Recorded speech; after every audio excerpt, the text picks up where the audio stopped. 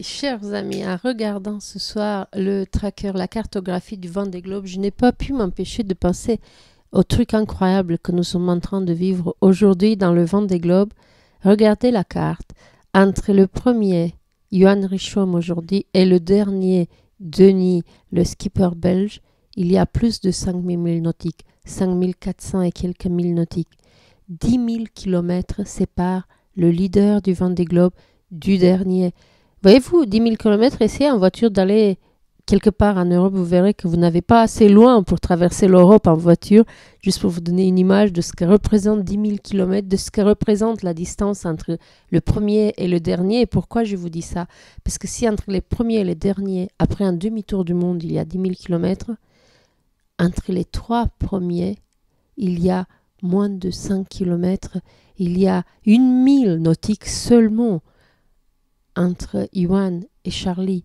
Il y a à peine 3000 au moment où je vous parle entre Johan et Sébastien Simon.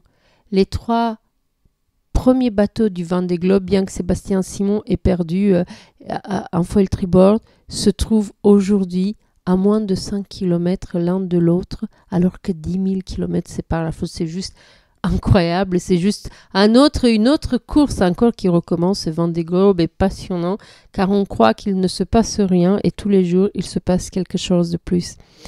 Alors aujourd'hui on va pas parler de ça, je ne ferai pas de tracker parce que c'est un peu compliqué, je n'ai pas de Wi-Fi en Roumanie, là où je suis à Bucarest.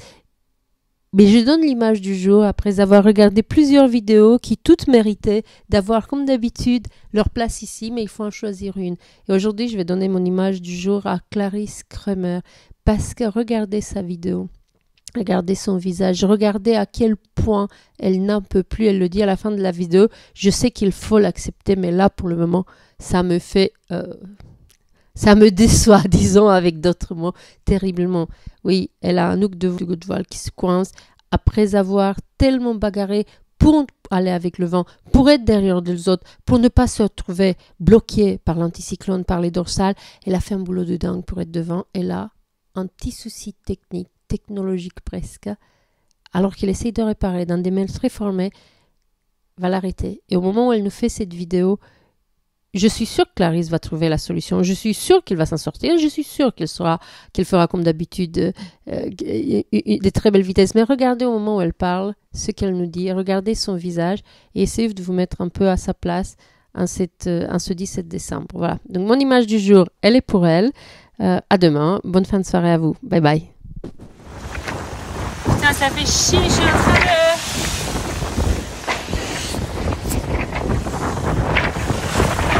en train d'essayer de réparer mon hook de GV. J'ai cravaché toute la nuit pour être bien positionné et j'ai ma GV qui veut plus hooker. J'ai dû la faller en entier.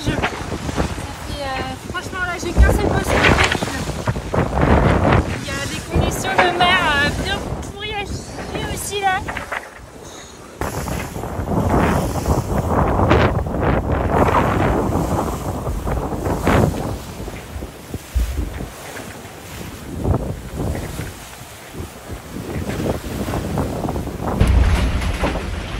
Tellement deg là.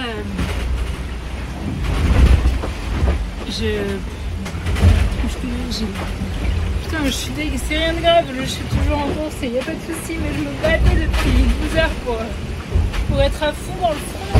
Et là j'ai un mini bout qui pète et derrière une bastaque qui se coince du mauvais côté une voile qui se bloque, un hook de grand voile qui veut plus bloquer.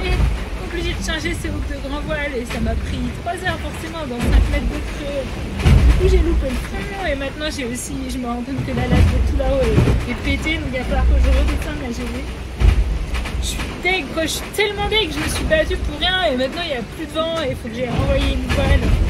Je sais même plus où je vais parce que moi je pensais rester dans ce putain de fond et j'ai tout perdu quoi, ça fait chier, franchement je suis tellement déçue. En fait je me suis tellement donné à fond.